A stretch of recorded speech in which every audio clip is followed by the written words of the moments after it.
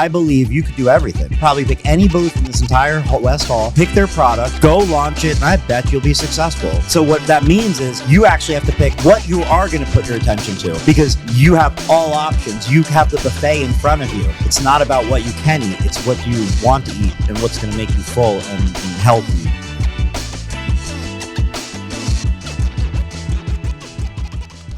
What's up, everybody? Welcome to another episode of the Born to Tint Podcast. I'm Ricky. I'm glad to be here with my big brother, Josh. What's going on, everyone? Very special guest today, Erik Devash, Tintwiz. I don't even know how many times we've had him on now. Dude's been super important to us and our growth in business and in the industry. We had a really fun conversation. Check it out. So what were you guys talking about? Oh, prediction markets. Are we recording? Uh-huh. Is that how it starts? It was going to. But yes, it is. I was just wondering. Yeah, no. That was it. Because you can always throw in a new intro. No, we're going to put an intro on. Right. That's what I mean. You're putting in an intro. I just don't know. I don't know when it officially, But yeah. Just sit down and start talking. What do you want to talk about? We could talk about like Autofilm Mastery we did, just off the top of my head. We could talk about, I did a talk at Autofilm Mastery and the concept behind that talk. I'm looking forward to releasing the video because it's going to be in full form, well edited and voice. And I think the talk's actually impactful. I'm actually happy about fucking something I talked about for once. Oh, yeah. So I could mention that. And I don't know. In general, I like to kind of just talk about like current events in the industry, predictions on future, like things that stand out. I don't know. Well, Autofilm Mastery. They can't get more current than that. How was that? Mike ended up texting me the day before, asking if we were coming, and I was like, dude, this is like the first weekend I've had. Like, my wife's off, I'm off. Like, I'm not doing anything. We had another convention we could have went to too, and it was the same thing. It was just like, nah, I'm just gonna stay home. But he's like, hey, next one we do, I got you. And I was like, all right, because I definitely want to go to one of those. I see the value in it. I know that's going to be extremely valuable to go to one of those events. So what did you end up talking about?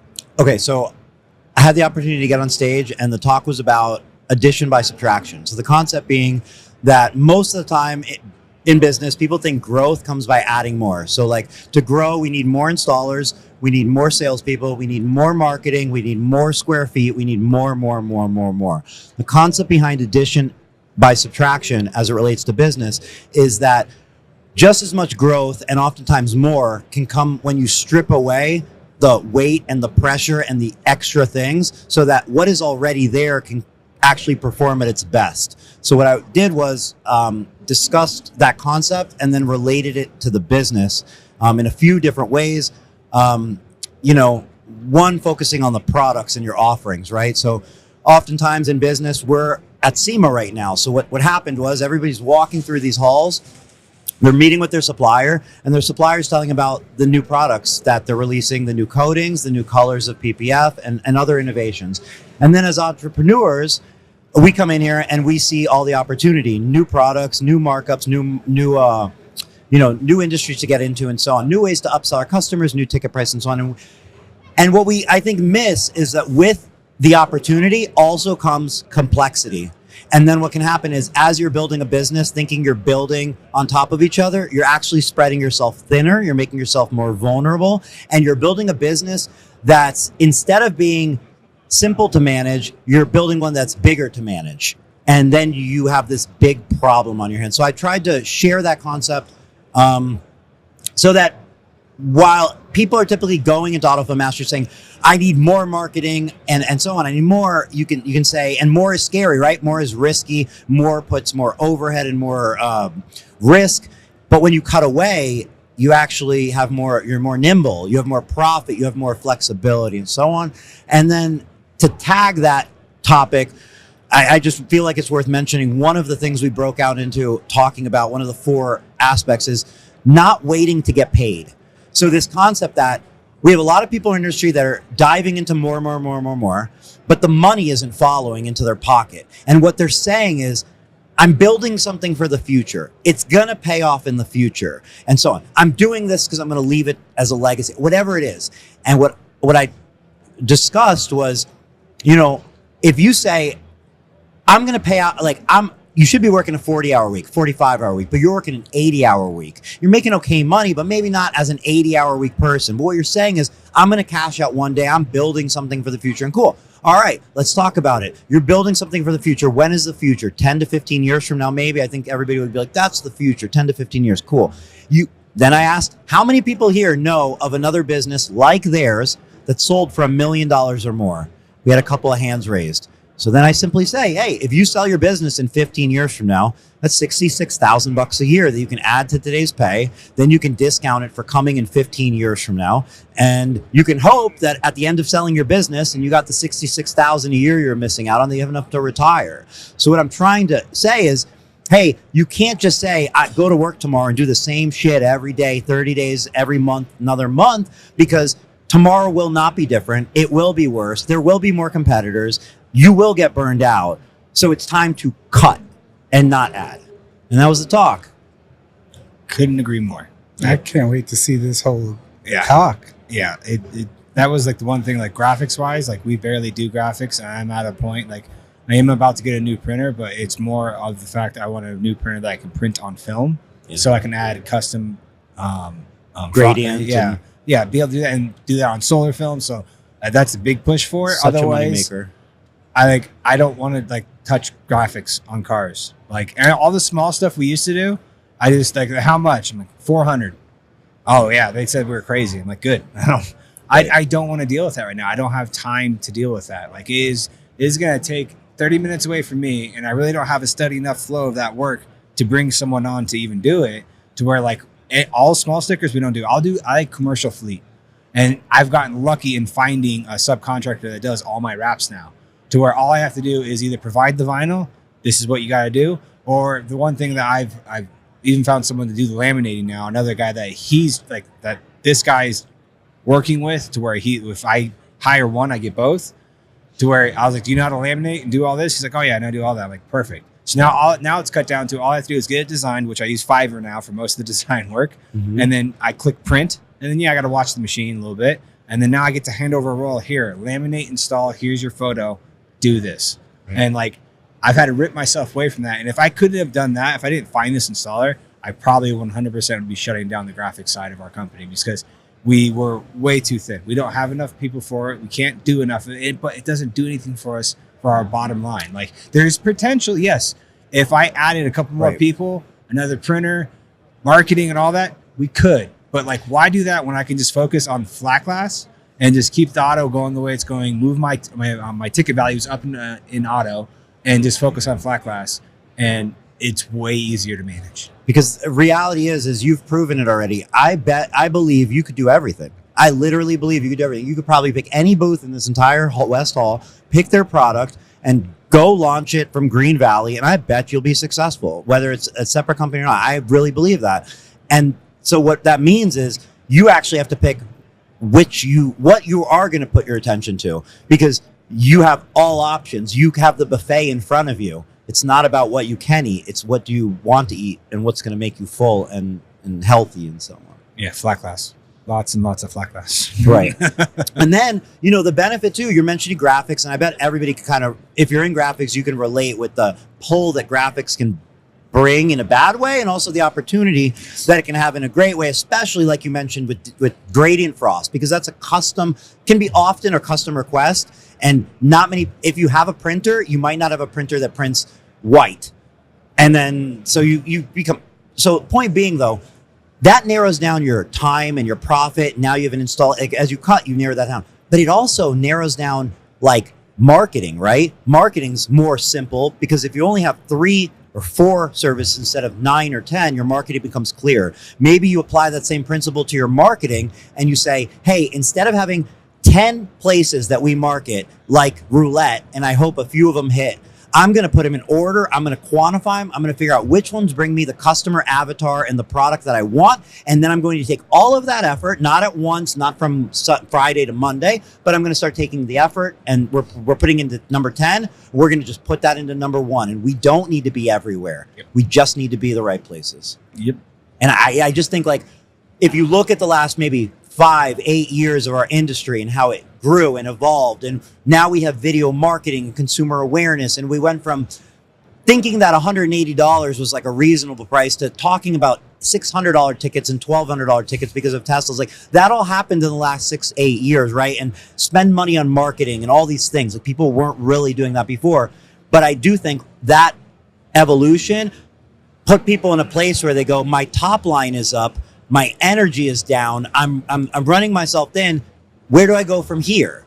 Because it is, where do I go from here? Now, that's not a problem. That's normal. That's business. That happens to businesses outside our industry. The problem will be if something in our industry makes that a harsh reality too fast. So if you're in that position and COVID number 2 happens tomorrow, you're 3 times the bad spot you might have been if you cleaned it up sooner. And that's where I want to get this message out, not just through Autofill Mastery in this podcast, but it's going to be one that I want to expand on and pursue on, because we saw, or at least I did, and I feel like you must have too, because you've been in this industry far longer than I have, but there were companies in 2000, people in 2000, like 10, 11, that were basically reset. They were subcontracting, they were starting a new business because they were killing it in 2006, 4, 5, 7. 2008 wiped them out. They literally closed their shop, stopped for a minute, and then slowly went to subcontract for other people, and then they built it up. And then 2011, you see them rent a shop. 2012, they rent the bay next door and add wraps, and they need more square footage. 2000, and then COVID hits, and then they're gone again. And then they start again. And if you do that every 10 years, do it 4 times, and you're retired. And in the same place you started. Yeah. So like, that's why I want to get that message out, because you can't wait to get paid. That was the point. You can't wait to get paid. You can wait to get paid, but you can quantify it, right? Because Window Tint LA was a wait to get paid. We weren't raking in the money. We were making laughable money in our pockets, but the goal was to build a big enough company that could provide for us or one day sell. So it didn't matter. We knew we could be profitable. If we're small, it can't pay for 3 people. We had 2 partners. Small company can't do it. We have to get big first. It's not about the money in our pockets. It's about get big, get to scale. Like we saw Netflix did for a decade. Like we saw Amazon did for a decade. They lose money for a decade, 2 decades, because they're getting to scale. But the difference is they know what their scale is. They know where they're heading. They know the tipping point and the pieces that at that point it makes sense. But if you're trying to get to scale, but you don't know what scale is, you're never getting there. You're just building problems. Now, if I can keep talking without breathing and just continue on, an example that came to light with somebody who attended. Now, I don't truly know his feedback on my feedback. I can't say he was like, Eric, you're right. He listened and he was open-minded and it sounded like maybe. So I don't have proof that this is a good idea. But let me give you an example of a topic that came up. A gentleman there, very smart guy with solid business, decades in business. He said, my challenge and what I'm looking to kind of this year and figure out is I want to figure out how I can really hire for disassembly, because we do more and more high-end cars and we wrap the edges, and it's important to us that we can't see the edges and everything looks great, but I can't find somebody that can do the disassembly, or it's been difficult and da-da-da-da-da-da-da-da-da. So today I saw him here at SEMA and I said, look, I listened to when you were saying that. I just want to give you a perspective. Maybe you don't have to find somebody that can disassemble a car. Maybe you don't wrap the edges. Maybe what you were just saying about being able to see the seams is your sales pitch, right? And you say, look, we don't wrap, you want us to wrap the edges, we can wrap the edges. You want your car disassembled, you know what's going to happen on your beautiful Porsche. Somebody's going to disassemble it. When they put the clips back, one of them is going to be broken and this and that. You know paint protection is temporary, right? It's there to protect your paint. You probably want it off in 4 to 5 years. If we disassemble your whole car, guess what? When you go to sell your car and that film needs to maybe come off, somebody needs to disassemble your whole car again. You're going to pay for that twice. Is that why you're protecting your paint? What are we doing here? And then on an internal note, if you're wrapping edges, you're getting more edges coming back, period. If you're wrapping edges, you're using more adhesive promoter than somebody who's not wrapping edges, period. If you're wrapping edges, you have a higher barrier to finding an installer. Period, right? Yeah. You have longer training. You have higher expectations. You made your sales pitch about it being invisible. You made your sales pitch about every edge being perfect. And now you have a customer who expects every edge to be perfect and everything to be invisible. And you've created, in my opinion, your own problem. Yeah. So out of all the things that guy could have said, he said something that isn't necessarily, he could just go, oh, I'm going to pitch the opposite. I don't have to solve that problem. And I think that's the mindset we need to look at in businesses. Don't create problems for yourself and then say, how do I solve it? Say, what am I good at? You're good at running? Then start running because you're good at running. Don't be like, I'm good at running. How do I jump higher? Like, how about run? You know? No, it makes sense. No. Setting the expectation. Yep. Yeah. That's what you're solving for a problem that you could solve at an earlier step in the process and change your sales pitch. But like, here's the thing. I told him, now let's go talk about the opposite. I'm a body shop and I'm getting into paint protection. You can be sure every single person is hearing about how we're a body shop, and to do this right, you have to disassemble it. And do you want some guy who installs film on cars all day taking your car apart? Or do you want a body shop that knows that if we break a clip, my supplier has the clip the same day we put the clip in. If somebody else breaks the clip, they glue it together or maybe put a little silicone and hope it sticks back in there, right? You trust that? Is that what you want? Never. You want to see those edges on the, like, you see what I'm saying? Yeah, There is no right or wrong. Yeah. But you choose your narrative. Yeah, no. Choose the one that fits you, Yeah. you know? No, that makes complete sense. You can go both ways with that. With anything, though, Yeah. when we were selling film, we're telling them why this is the best film. When we switch suppliers, you're telling them why that's the best film. Yeah. You're not lying. You're finding the reasons why that's the best solution to their problem and telling them that's the best. It's not a lie, but it's the reality. We're willing to do it then, but sometimes we create our own problems. So that's why it's kind of a topic that I want to go deep into. Gary Vee, that's the concept with all this, Yeah. right? You're going deeper instead of wider. Anybody can start and go shallow and start digging. But if you've been digging for 10 years and your hole's 60 feet underground and somebody starts digging today, they're going to look at your hole and give up. Yeah. But if you're going shallow and digging 1,000 holes, somebody can come in and do 2,000 next to you. Yeah, no big deal. Even like choosing your marketing avenue. I just at Ryan Pineda's conference, WealthCon, and when they had the little mastermind group that we got to be a part of, that was one of the topics. Was like people were asking him, "What marketing are you doing?" And it's like Meta, like, and you listed off like 5 other people that are big names in business that they just got really good at one marketing avenue, and Yes. that's where they've just drilled down on, and now they know they've got that mastered. If that breaks someday, they'll deal with it. But right, they're spending all of their energy on meta marketing because they figured out how to make money doing it. Yeah. Right. And on that topic, if you line up your product offerings in profit margin, right? You say, what's my profit? Not my profit. Let's just say revenue per hour, profit per hour. Let's profit per hour. What's my profit per hour of all my services, right? How long does it take? How much do I make? Divide by the amount of people it takes, and you have the certain amount of hours of the day. So you figure that out. And then you say, well, let's do that with my marketing. Once you have that in some sort of order, you're not going to push the thing at the bottom of the list. You're not going to divide the money and go, should we spend $200 on the number one thing or the really, really bottom one? So it's like, and then the reality is now you go, why isn't everybody doing that? Because you go, I think most people don't know how to put their products in order. They don't know their profits confidently enough to say, this one's not making us money, or marketing, these are the ones I'm getting the customers. I think we need those. We do get customers from those. They're afraid to cut it off because they can't quite quantify it. And to me, that means you're in too many places. You're in so many places, you can't even quantify the places you're in. And what's, I think you go back to potentially is go, what has worked? What is proven? What is not a maybe? So an example, I could talk to David and go, David, where does a good bulk of your flat glass business come from? And he'll say, glass companies that we've had relationships with for a decade, right? So then we could say, okay, so I could run ads on Meta. I could run ads on Google. We know they work 100%. But I could go to Google and Yelp, search for glass companies, see which ones are new, see which ones I don't know. Maybe they're brand new, whatever. Keep an eye. Maybe you check every month and they're new in business. And imagine a glass company opening new in business, 0 reviews on Google, and you show up and you go, hey, blah, blah, blah. We work with glass companies all the time. I saw you were new in business. I want to get your information because when we have a broken window, I want to be able to send it your way. And we also do tint, blah, blah, blah. If glass companies are sending you business for 10 years, why are you chasing a single transactional that's a maybe, because I'm not good at Meta, right? Like not me, but just saying in general, but we want it. So we hire somebody. Why don't you just take your shit to to the same thing that was working, go get some donuts and do that. Yeah, it's essentially affiliate marketing. That's one of the big things Alex Hormozy is always talking about. Like, is it $100 million leads? It's a whole section on that. Like, you can spend money to get an individual customer, or you can spend money to get somebody that's going to send you 10. What do you want to spend your time on? The exact same thing. I feel like you just talked me out of graphics.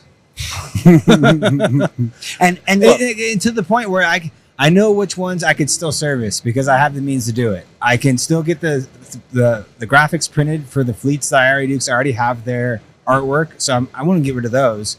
But any other new business, so I'm not. I just because it's just such a zap on my time right now, and it's like unless I'm going to pull the trigger and hire someone, I'm wasting my time. I think it makes zero sense. The real highlight to what you just said, and I know it for a fact to be true because we still don't know him the best, but we know him the best we've ever known him, and we could know him more granularly.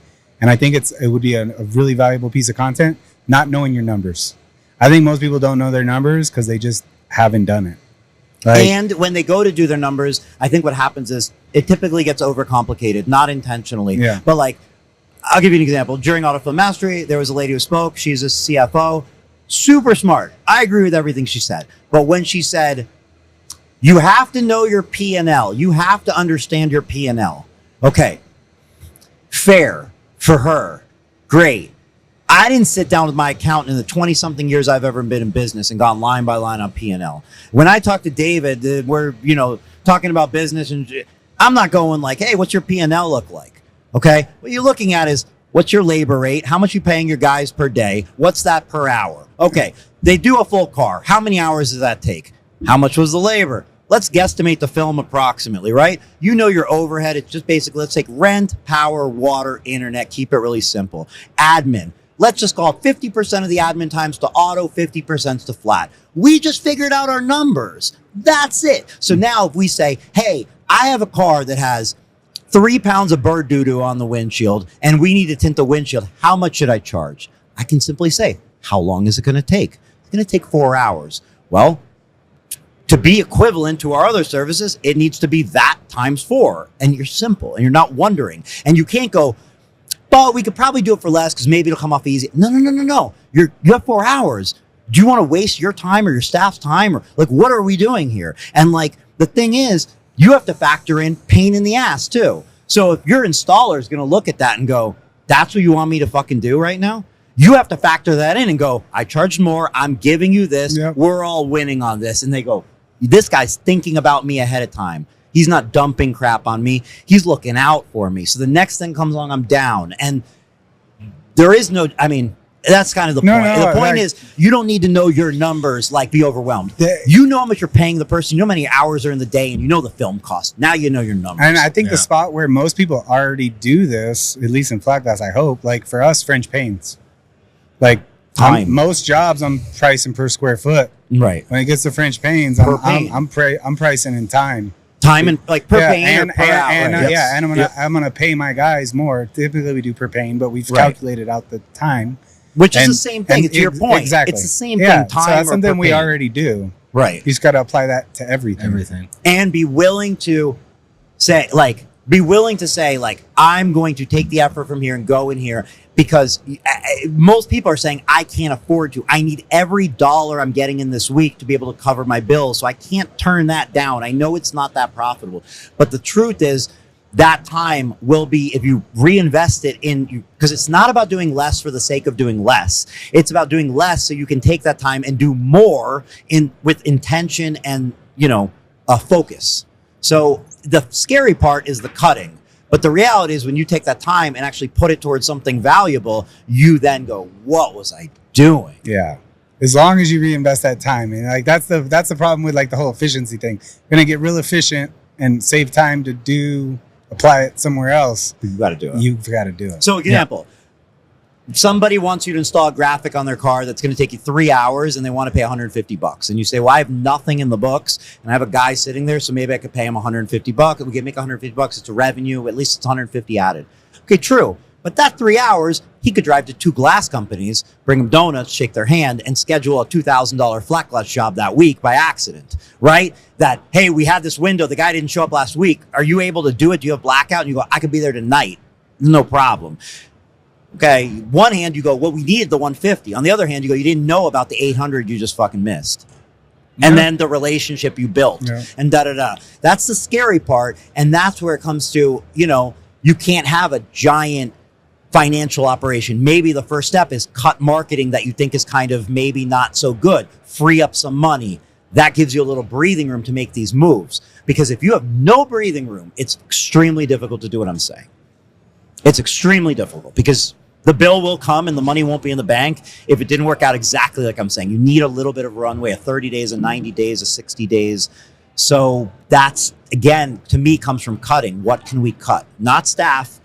I mean, unless you have shitty staff, but I don't think you do. I don't think you do. Not staff, but what can you cut? We've definitely slowed down for this exact reason on hiring in-house because we found, I think, a good number of people that we can keep busy 12 months, and we've been using subcontractors a lot more for that exact reason. We don't need to add another installer to sell more work if we have that relationship built with enough subcontractors, which fortunately we do. So example of transition that may help people, may relate to normal shops. I feel like you're a big shop that maybe a lot of people don't relate to necessarily because you're big. So like 1-man operation, 2-man operations.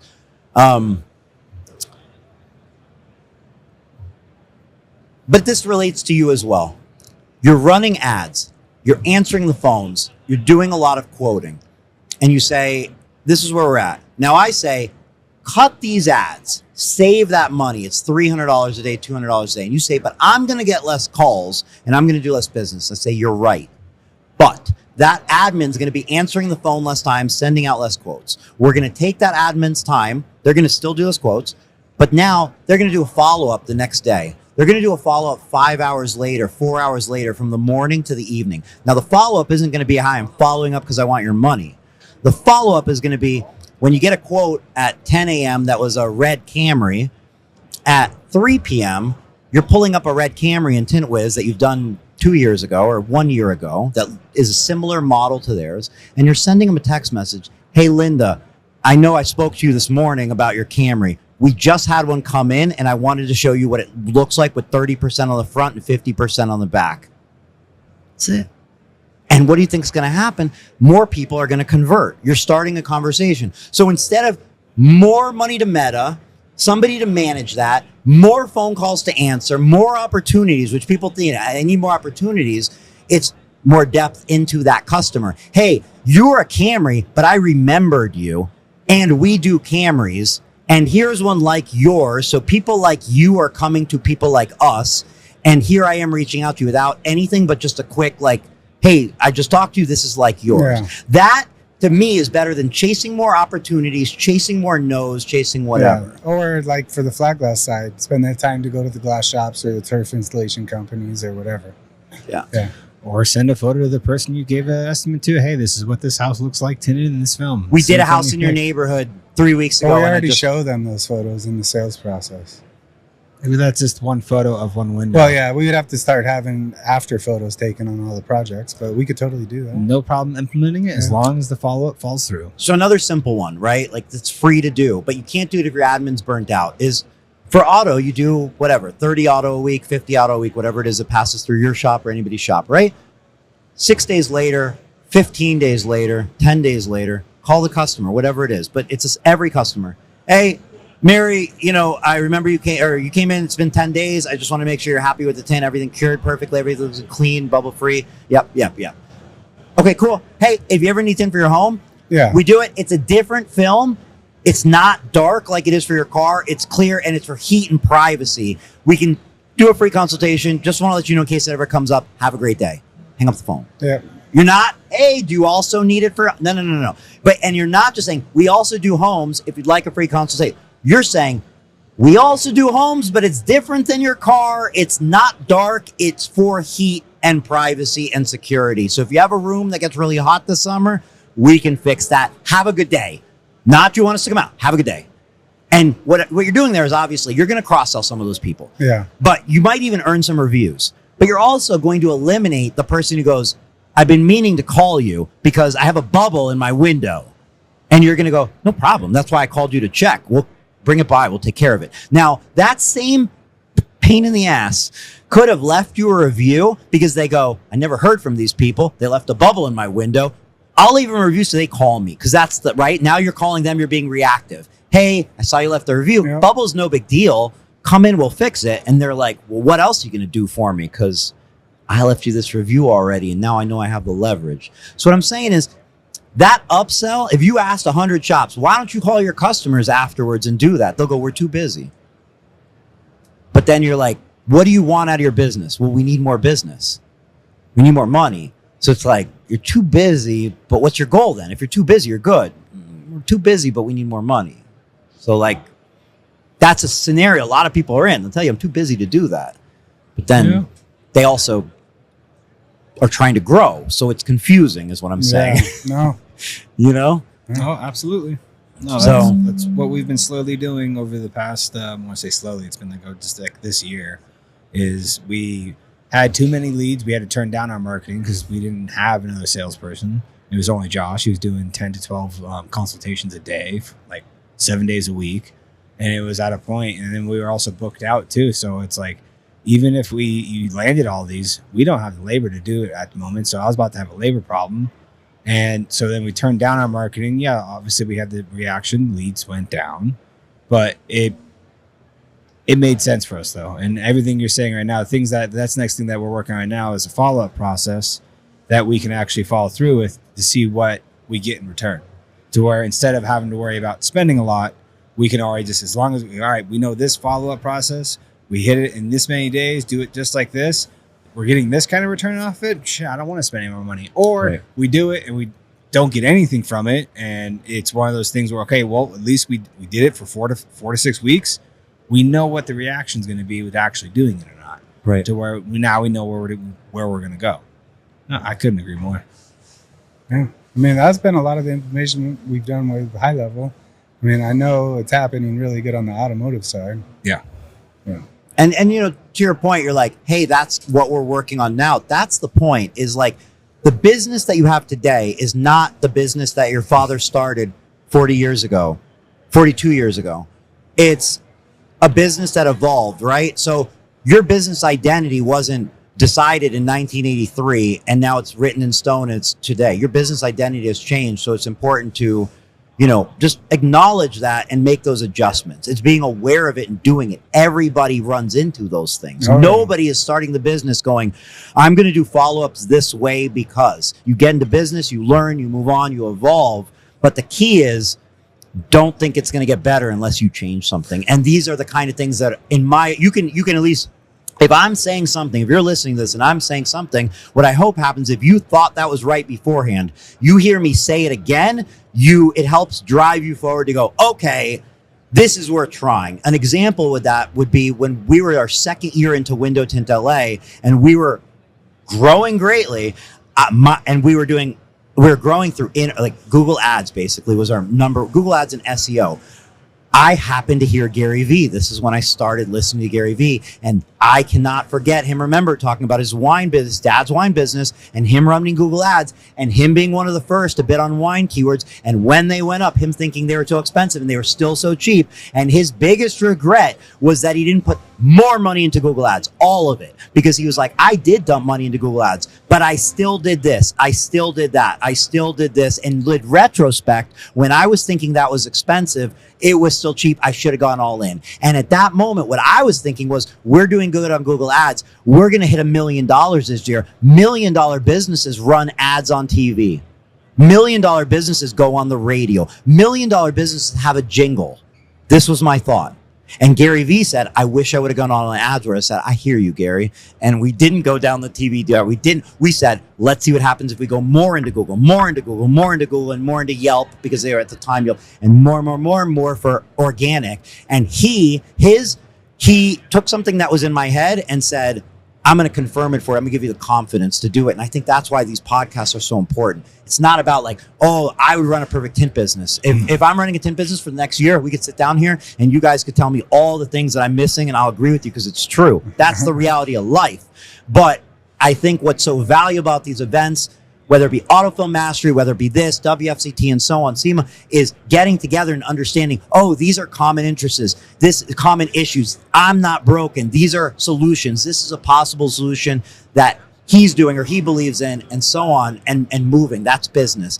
Business today will not be the same 2 years from now as a macro, right? Or even as a micro. There will be changes. So you have to change. No, yeah, that was like the first. But not change too much that you never get in a routine. That's the other side, because people get addicted to changing.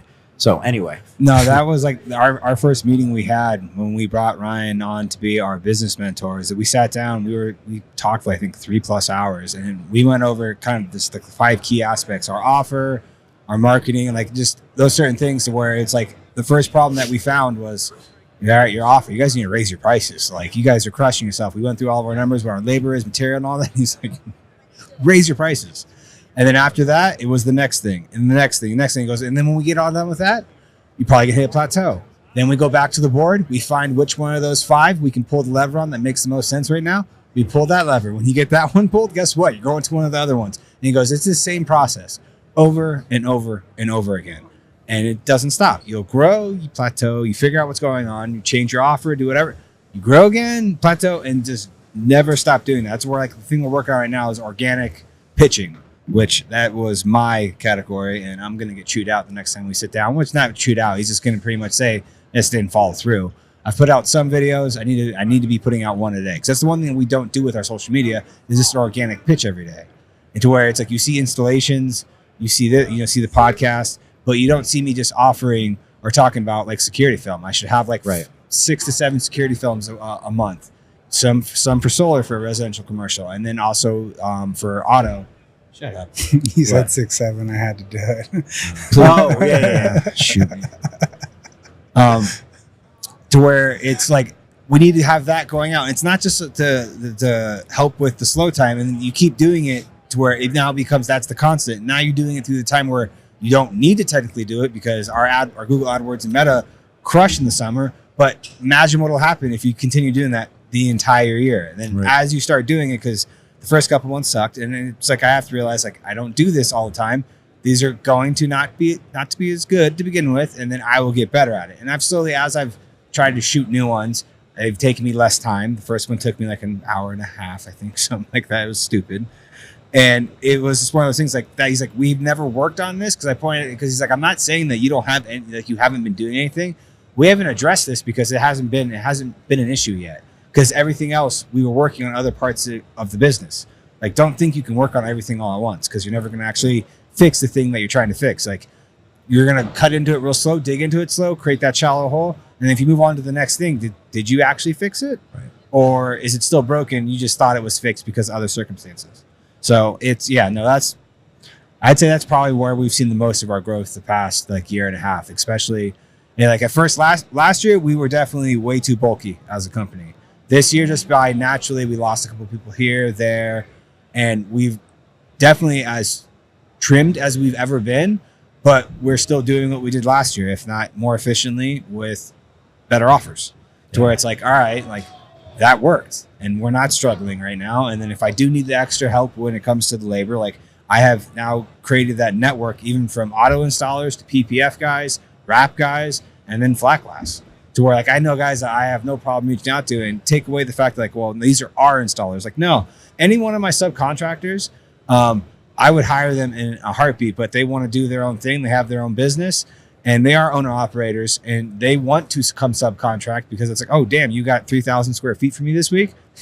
Say when. Of course. I'm there instantly, So it's like, I know I'm getting a high caliber installer because that dude runs his own business. I know it's successfully still in business, been in business for a long time, or it's just a high installer that has the most amount of installations experience. Right. Like Marcus has been I would say godsend this past year. The couple projects we ran into, and just the timing of it too, where he was transitioning at the time to where it just like was like the perfect timing to where it's like, hey, are you free? And he's like, actually I am.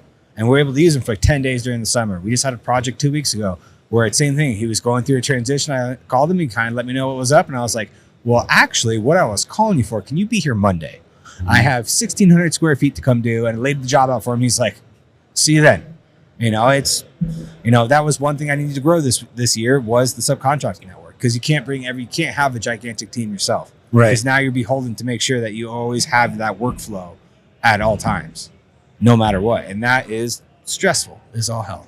So it's been a fun year, but that's definitely like everything you're saying is like, okay, it's confirming. It was like when Gary Vee spoke at the conference. I missed it because you didn't let me go. When listening to Gary talk, it was so awesome because everything he was saying, I was like, all right, we're doing that. All right, so keep doing that. And okay, we need to go harder in that, but we're doing it. And like watch everyone stand up in the room, and it's like 20% of the room stood up every time he asked, are you guys doing this? And it's like only 20%. It's like, all right, we're on the right path. We just need to keep the pedal down, keep doing what we're doing. Yep. This is awesome. You didn't need to hear it. It was everything you've already heard. He told me that when after the actual thing, he was like, it's fine, Josh wasn't here. He already knows everything he said. Yeah, he just repeated everything Josh has pointed out for Gary Vee, which, I mean, we agree with those things. That's why we started doing them. Yeah. And like we see the results. Like social media was a game changer. Like that's why I told Gary when I got to talk to him for a second. I was like, we should have did the podcast 2 years prior, because then we'd have 2 more years underneath our belt. We'd be at 4 years of doing this, and who knows how much better we could have been, and then beyond that, like how much more it would have built our company. Like, because it's already done. We've already grown tremendously just over the past 2 years because of the podcast, putting out the clips talking about flat glass, and like we're using that as our ads, and people are calling us like, we only called you because we didn't know you could do this. We only want you to do it. So the price is out the window. They don't care. They just put the job in front of me. Yes. And like the prices we're getting now, it makes sense more. I think about it because industry wide, we haven't raised the price like across the board. Everyone's always been stuck in like the $8 to $10 range, and then like $12. And it's like, if you don't ask, you don't know what you can get. And it's if you are putting a better offer together and a better experience together, not just buying the installation film, but getting the whole experience. Meter to the glass. What's your problem? I'm actually going to solve your problem. Right. Now we're up to $18 to $25 a square foot for dual reflective, and it's just like, all right, this is crazy. I mean, even in right now, October or in October last month, I'm seeing approvals come through. Like I get my little ding, proposal approved. I'm like, I look at them, like, ooh, nice. And like when I used to see 4,000, it's like, oh, this is a big job. Now I click on it, it's like, oh, it's 100 and something square feet. I mean, it's still a big job, right. But I was used to seeing like 300 to 400 square feet for that. And it's like, all right, that's going to take a full day. Now we can do two of those jobs, possibly 3 of those jobs in a day, depending how many panels it is. Like even when we're getting like a $1,500 approval, I'm like, all right, click on it. It's like 4 windows. Right. I'm like, I'd never in my wildest dreams thought we'd be getting that. And I think sometimes, like you said, the words like, how much, like somebody would think, how much can I get for that job? Or maybe they're getting more and so on. And I think a lot of the mentality sometimes can be like, what's the most I can get for this job? Not how much do I need to actually get for this job to stay in business and to be profitable? And then, how do I get that money? Like, how do I earn that money? Like you're saying, well, meter to the glass. That's one way to do it. And like show up in a van that's wrapped and park in front of their window, but not in their driveway. So they see it. And like set the expectations. Right. Like do all those things, but don't think how much can I get? Think how much do I need? Because the people who are saying how much can I get and they're not as good as you are getting the most they can get, but what they don't realize is they're not going to stay in business that way. Like it's the most they can get, but that's not you have to be sustainable. Able to provide the value. You've got to be sustainable. And I'll give you another example that is in our industry, but it's not for us, but it's the same thing. So you buy film from your supplier. Everybody buys film from their supplier and they get a price. And every time we see another company come in, a Reboxer, right? And what that Reboxer does is they're a current tint shop. And they say, I can sell film that's coming from the same places as the film you're buying, but I can do it for much cheaper. I cut out all of the middlemen and so on. And you say, wow, look at this. Look at this genius. And he or she thinks he's a genius. And then as they go, I need more space in my shop for all this film. And then next thing you know, they hire somebody to help cut the film and package the film and ship the film. And then they hire somebody to answer the phones. And then they hire somebody to help with their ads. And then they needed something to. And before you know it, they go, oh, I'm at the same price as the supplier. I can't even compete with the supplier price. Or I'm not making money on the film. Yeah. Let me stop doing this. Yep. Why am I doing this? I'm making $8 or whatever. And the point being is like, yeah, if you're brand new and you're putting film on glass and you think this is the most I can get and you go, well, I'm making some money, that's great. But at least acknowledge that That's not the business, and you can't run 10 years like that or 15 years like that. It's just you, so you can run like that. But that's not realistic either. That's when the work stops, the money stops. Your business is worth absolutely nothing. You're taking all the risk with no other. Like, that's where you go. Like, if you're running that kind of business, it'll be quick before you get a job with Green Valley Window Tint, because it's going to be better than running that kind of business a lot of times. You know, maybe not at first, but the reality is years down the road, you go, what am I doing? I'm spinning my wheels, making 100. I could make 120 and not be the boss or whatever, you know? Oh, no, agreed. 100%. The boss of myself. Or example I gave at the Autofilm Mastery was, you can have two scenarios, two shops. They both have an owner and 4 staff, right? And they both say, I did $1 million in volume, or $1.5 million, and I made 200 grand. And you go, awesome. That's a great amount of income and great shop. One of them, the guy's managing 4 people. He's got a person answering the phone. He has 3 installers, and one of them does some sales, and he's kind of touching the different touch points, making sure everything's running, going to work, blah, blah, blah. The other one, the owner's installing all day. They're the best installer, at least equal. They're doing the most of it. They're also on the phone at all hours. They're helping with the sales because they're the best salesperson, and they still have 4 employees. That person's got a fucked up job because they don't even have a boss they can rely on. All the shit stops with them. They're the installer. They're the this, they're the that. So in our industry, when we say, hey, how do you get from $1 million to 3 million? How do I build a team? We need to talk about, how do I build a team so I have a team? How much money am I taking home? What am I doing to make that money? Because if you're making $280,000 a year, but you're like, hypothetically, I'm going to throw Tim Ham under the bus. He killed it. That's why I'm throwing on the bus. He sold his company. But he's an example. That dude would be plotting film at 3 in the morning, 4 in the morning, 5 in the morning. They'd be working 10, 12, 14-hour days. What I'm saying is, if you're doing that and you're not making the kind of money Tim was making, that's not impressive. But you could say, look at all I'm doing. And people will go, how do I get there? And you go, well, this is what I did. And you're chasing something that's not real. Tim specifically worked his ass off, had a crazy volume, crazy profit margin, no overhead, and then exited the company for a crazy amount of money. So that's why I use him as an example. But there are people that are working just as hard as he did, not making anywhere near the money, and they don't have a business that's sellable because it's on their back all day. Yep. And if you have to do that because you have a kid and you have a bill coming in and we have to eat tomorrow, that's okay. And then work 23 hours a day, 7 days a week to get yourself out of that hole. But know you're in a hole. Just don't pretend you're not in a hole, and it'll get better next year. That's all I'm saying. No, 100%. The way that we've even moved ourselves out of seats to try to have that flexibility to go on vacation and stuff. Dad didn't really have that for 30 years? Yeah, and the times he'd go out of town for baseball and stuff like that with us, it was always a hit on the company, or hit on them financially every single time. And then that's where I think, like, also too, they both him and my mom, like, if for my mom, when I started putting myself in the position I'm in now, she's like, oh, you got to be there. I'm like, no, I don't. Brennan knows what he's doing. Jen knows what she's doing. They all know how to do their jobs. If something's really that bad, they have my cell number. They can call me. And then we go from there. But one thing my dad never had that we actually do get to have is, like, when he's on vacation, I'm not calling him. Same thing with my sister, almost anyone within the company. If anything, I might be the only people, but at the same time, the team doesn't ever reach out to me. If it does, it has something. It's Amber reaching out to me. It has something to do financial, where she needs something where I'm the one that has to make the decision. But the rarity of that happening when I'm on vacation, it like almost doesn't happen. Like, they are actively going out of their way, which is what I've tried to position the company that way. Like, you should know what the standard is, or what needs to be done, or who would be next in line to call or talk to. Because if anything, majority of the time, if it's something that needs my answer, they know they can usually call him. He can make a decision, or they can call Michelle. She can make a decision.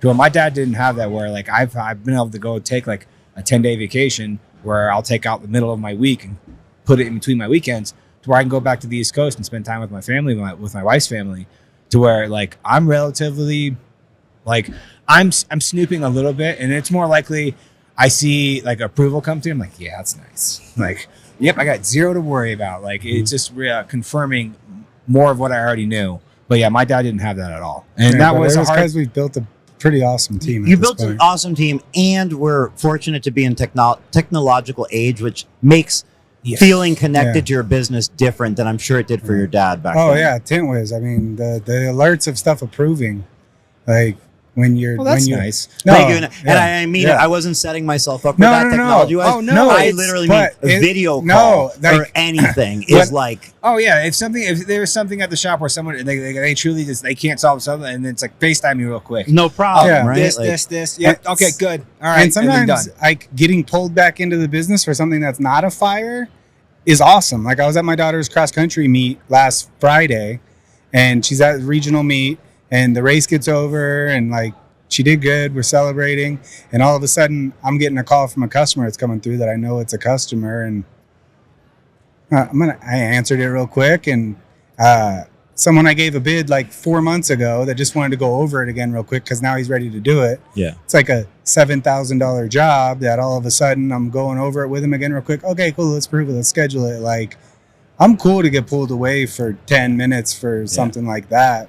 That's where like the technology reaching out and touching you. Like, I don't know. Sometimes it's even, I see something just get approved that they didn't even call. Those are the best. Like it's just something approved after the fact. Yeah, you look at like $6,000 approved. Like, what's that? Oh, we gave that 4 months ago. Mm-hmm. Nice. Mm-hmm. Yeah. So, like those popping up, it's like, okay, that's. And that was part of a little bit of the concept of Tintwiz was not like the concept of why it exists, but just something that I knew would be valuable is like, that's a little positive reaffirmation, like a new lead. I got a new lead. Yeah. New money, $6,000, whatever. Like you need those ding, ding, dings. We're into those ding, ding, dings. Like if you have a Shopify account, you're $1 cash register, cha-ching. And you're like, if you have a shop, you know how good that feels. And you're a cha-ching. You're like, I just made a sale. Or like you get like a comment on Facebook if you're into that. Like, I don't think anybody actually cares anymore. But you get a little thing like somebody reshared your thing and you're like, oh, that's cool. Yeah. This is that version, right? Instead of opening Facebook and scrolling, you can hit Tintwiz and scroll. And yeah, no, I'll it's open it to look at the dashboard when I'm out there all the time. And like, oh, we scheduled 10 consultations today. Awesome. You don't have to wonder. Yeah. You don't have to think, my staff is stealing from me and the world's falling apart back home when you're on vacation. You go, looks the same as always. Awesome. Yep. Thanks. Yep. Yeah, the dashboard actually is like my favorite spot. Me too, actually. Because the number, you just have to it's boom, the numbers boom, boom. I want to know too. Like it's those, oh my God, I can't think of the word right now. The key metrics? Yeah, the KPIs. Like those are the KPIs that like I want to see all the time. Because you can affect them today. If you see 5 new leads and it's 12 noon, you can say, oh, that's normal. We usually do 5 or so, or 5 scheduled consultations. You can say that's normal. And if it's 1, you can go, something's up today. Let me see if it's we've the made leads or the admin. And if it's double, you can be like, what a great day. I can feel even better. You know? Yeah, since 9 o'clock, it's a couple tasks, but like new lead, approval, new lead. It's like, and if you're relying on having to go into analytics in a software and see what happened already, it's not the same as new lead. This is happening right now. I can affect today. 7 consultations scheduled today. Let's go. So if that's good or bad, right? Good. Some people are going to go, that's more than I do in a year. Yeah. Some people are going to go, that's horrible for one day. For November and me being here right now, that's right. I'm happy with that. And now we have a second sales guy too, to where like doing something like this, if we didn't have that second sales guy, it's like, all right, we got to wait 3 days to schedule something out. Now we can fill up his days, let him go out. And and his close rate's been great too at a great rate. So it's like, now we have a reliable second sales guy to where we can peel off and do something like this. And the company just keeps rolling. Yeah. Doesn't stop moving. Let me throw some positive news your way because I want your feedback from this concept. It's not an original concept by me, but I do think it's kind of one that's maybe more popular or emerging right now. And the concept would be that if we talked about, let's say, backwards in time, starting today going backwards or last year going backwards, and we were to say, well, what type of business would you like to be in? A lot of people would be like technology because it's like there's a lot of money in technology. It seems like a lot of streamline. Like we know tech companies have gotten so big. They're small ones. Like we know about the booms and busts. Technology. VC money, PE money, technology.